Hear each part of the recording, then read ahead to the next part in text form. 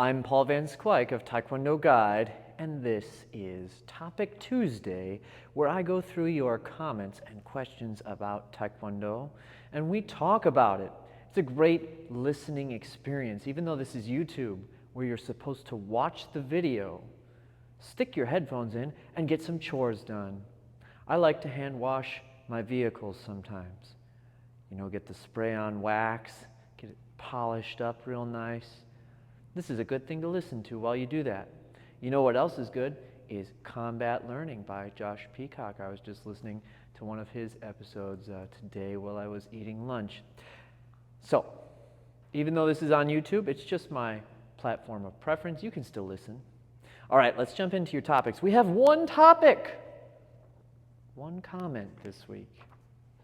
Not very many, but I understand, guys, I get it. You're trying to squeeze the last morsel out of summer. These are precious days, especially if you're in the north like I am, where you feel the demise of summer in the air and the impending doom of death, also known as winter. Trying to be optimistic about it, but I love the sun.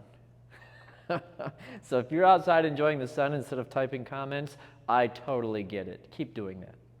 But thank you, ASP9440, for writing in.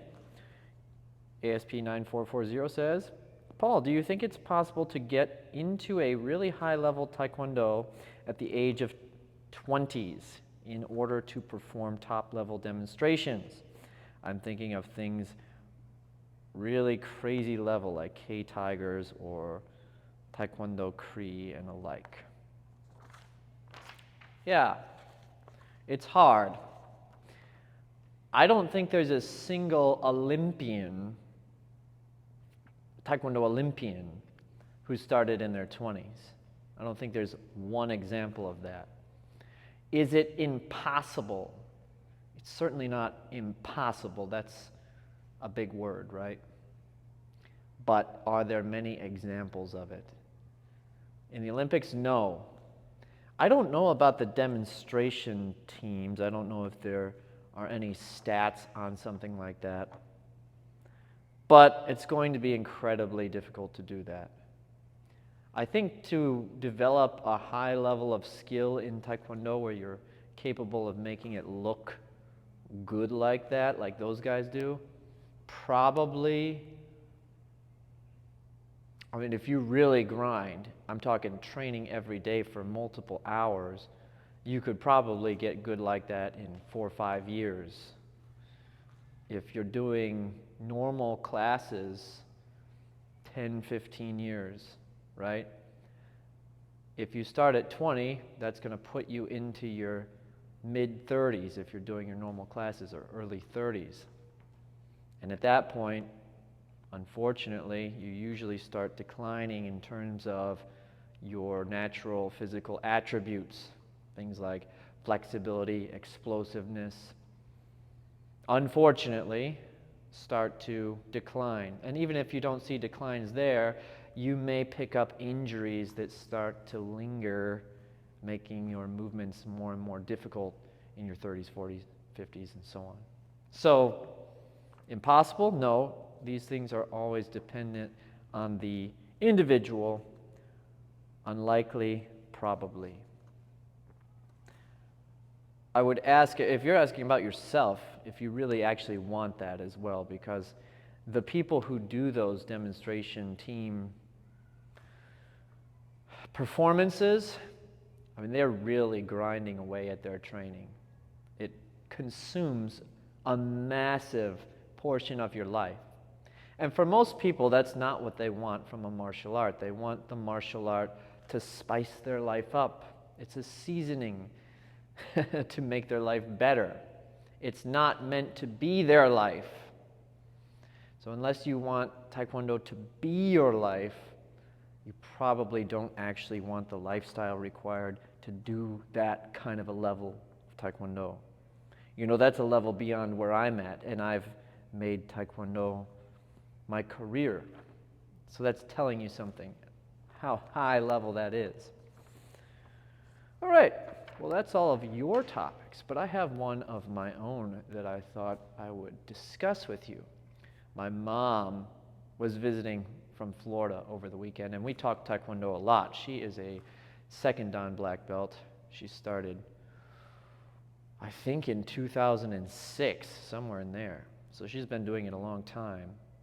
And when she moved away from training here, where I own a school, she started training in another school down in Florida and is trying to start what she calls the Golden Warriors class for seniors. She's 68 years old and a perfect person to lead something like that.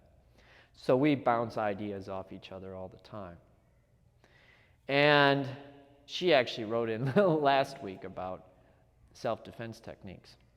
So we were hashing this out while we were taking a walk over the weekend. And I thought I'd share some of it with you guys because it's a fascinating subject. I find that I have a problem because when you really spend the time to understand martial arts, self-defense, you come to some conclusions that are so beyond, I hate to say it like this, but they're so beyond what most people are capable of seeing that what you say isn't going to make any sense to them. And so I get misunderstood all the time on this subject of martial arts and self-defense, and I thought, let me try to rehash it again. So my brain is wired in such a way that if I say I'm trying to do a thing, then I want to take the optimal path of accomplishing that thing. I'll give you an example. You can paint your wall with something like a toothbrush or a very small brush. There's no reason you can't do that, but obviously it's better to use a roller than some kind of absurdly small brush that's meant for like painting figurines or something like that. So when people say they're interested in self-defense or they want to do martial arts because of self-defense, the way my brain's wired is saying, well, that's like painting a wall with a tiny brush. You should use a roller. It's not saying you can't extract self-defense components from martial arts. It's not saying that martial arts is useless for self-defense. It's saying that martial arts, as trained by pretty much all of us, is not the optimal route to achieve the goal of self-defense. What should a self-defense class look like? Again, I define, if you've listened to me for a while, I define self-defense as staying safe from harm. So it shouldn't look like fighting. Here is how I would design the class based on my knowledge of self-defense. The first goal is to focus on avoidance. This is the easiest part. If you can do that, all the other stuff that's really hard to know and learn and comes with no guarantees isn't even required. So you've got to teach situational awareness, and you have to train it. You have to drill it in a way where people actually get to practice these things. In fact, I had someone do a class like this once where they went over in a sort of presentation format. These are different red flags you can watch for in people. And then I'm going to walk around and exhibit them, and you call out the red flag and tell me which one it is. That was kind of a neat exercise. So you're going to be doing stuff like that, learning situational awareness, common sense things, learning how to spot red flags, practicing, not just talking about it, but practicing verbal de-escalation, what many call verbal judo, practicing spacing yourself so that you're hard to get to. And then, as many of you know, I do a lot of this in my Aikido training, practicing not engaging, what I would call something akin to anti-grappling and anti-striking, where you're staying at a range where it's very difficult for them to inflict harm on you, so that you can either escape or get to a superior weapons platform, which should be part of your self-defense training, learning to use probably multiple weapons that are much more capable force amplifiers than your unarmed martial arts techniques will be. So you're going to do those things and sprinkle in martial arts techniques designed to gain space, get back to your weapon. If it's grappling, it's all about getting back up, getting away from the person. If it's striking, it's going to be all about creating space, doing some gritty striking up close so that you can gain space again. It's going to be all about getting away, getting to safety, or getting to your superior weapons platform. So you can see this class looks very different from what most martial arts is structured as.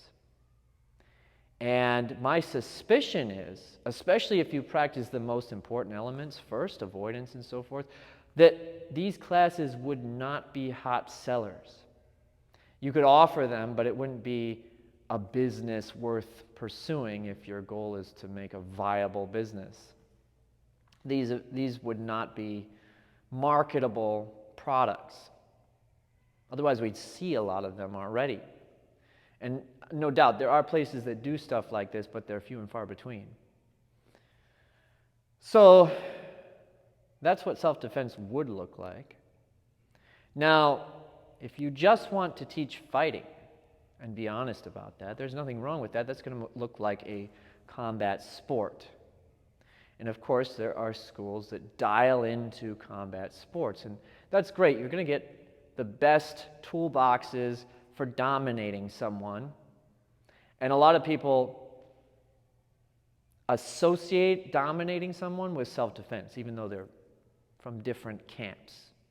Though, again, dominating someone can cross over into self-defense. There are tools that can be applied in that other context.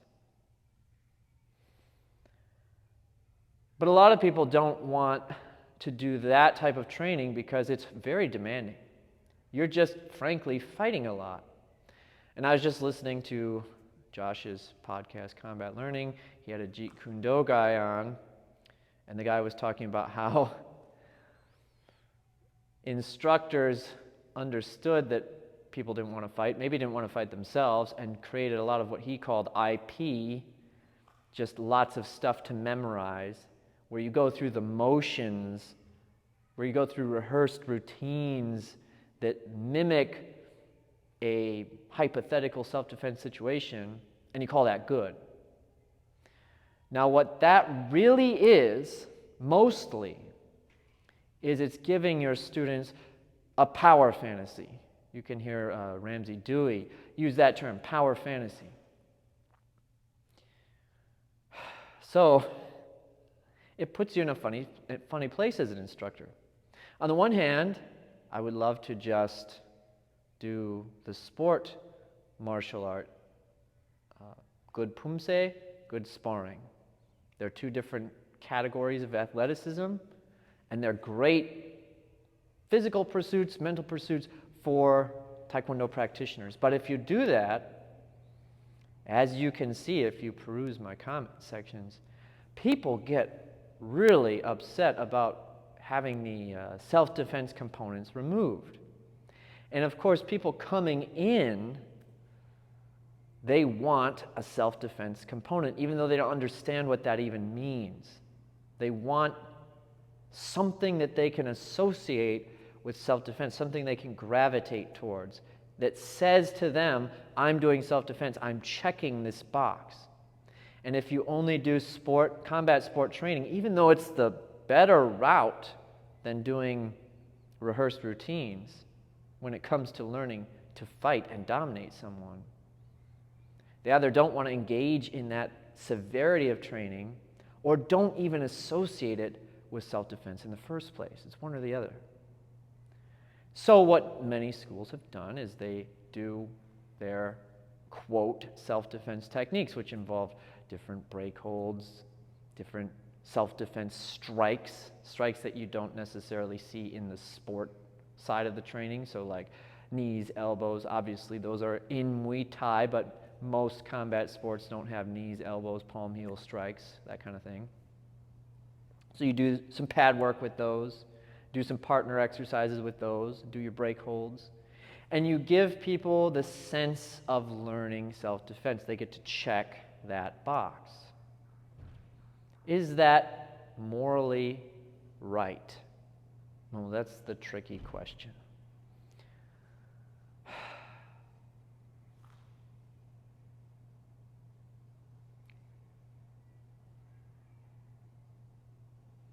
My opinion on the matter is a long pause, right? My opinion on the matter is that most people are not ready to understand. They do not possess the knowledge, the wisdom, the mental faculties to understand martial arts broadly enough to know how they should be training. But they think they do. So in other words, if you train them the best way, there's a rebelliousness that they'll have where they feel like they know better and don't think that is in fact the best way, regardless of how much you might try to educate them. Again, just go through my comments section. You'll see this kind of stuff. So, you think of organizations like Freemasonry, these mystery school type organizations, which I am not a member of, but they're kind of interesting, right? They take people through levels where different things get revealed or a different layer gets revealed to them. And they keep a sort of mystery to it. But the idea is that they don't just give the goods to the person who comes in off the street. Do not cast your pearls before swine, as they say. You have to go through a vetting process and a priming process so that you're ready to receive the knowledge. And that's kind of a weird example, right? But this is a biblical concept as well. In fact, if you're familiar with Genesis, much of Genesis is about receiving unearned wisdom too quickly and perishing as a result of it. It's a common theme. It's sort of the Luciferian energy, if you will. It's a common theme in culture, is that your pride is trying to get knowledge too quickly, and you end up destroying yourself by doing that. So some people believe in creating a vetting process or deliberately using propaganda to funnel people to the right place eventually. And a lot of people will never get there. And so it sort of keeps all the people, the 80% plus, who will never get there, satisfied without preventing people from learning the truth if they want to. If you go to Huntsville, Alabama, there's this just incredible exhibit of the Saturn V rocket. The Saturn V rocket is the one that went to the moon in the 60s and early 70s, the Apollo program. If you haven't seen one in person, they are absolutely extraordinary. It's like walking up to a small skyscraper and going, good grief, that is one of the fastest things that ever flew. It is the most powerful machine ever built until right now, when Elon Musk built his company SpaceX built the spaceship, which surpasses the Saturn V in power. But until now, the Saturn V has been the most powerful machine ever built. It's an extraordinary piece of engineering to behold. What's interesting about it is that 80+% of this tower you're looking at is just used to hold the fuel, the rocket fuel. And you need all of that to escape Earth's atmosphere and get this little capsule up to the moon. And I like the analogy. I've used it for years. That if you're running a martial arts school, you can't have advanced students, advanced programs. You can't teach advanced concepts without your rocket fuel. You have to have lots of people coming in the door for two reasons. One, you need them for financial stability, which, is all about the money. Sorry, that's how business works. Two, a lot of those people, while not ready for it when they walked in the door, convert to advanced martial arts students. They become the high-level students that make it to the moon, in my analogy, right? So, I've decided to teach some of these rehearsed self-defense techniques, again, knowing full well that it is not the optimal route to self-defense or to fighting, but using it as a capture mechanism so that I can get more people to the top. I hope that makes sense. I certainly am not deliberately trying to deceive anyone. But here's what's interesting. I don't know if any of my students even watch these things. I share them, of course, but if you're one of my students, drop a comment. Nobody ever mentions that they watched a Topic Tuesday. Most of the people that I have are not that interested in Taekwondo. You guys obviously are, but this goes out all over the world.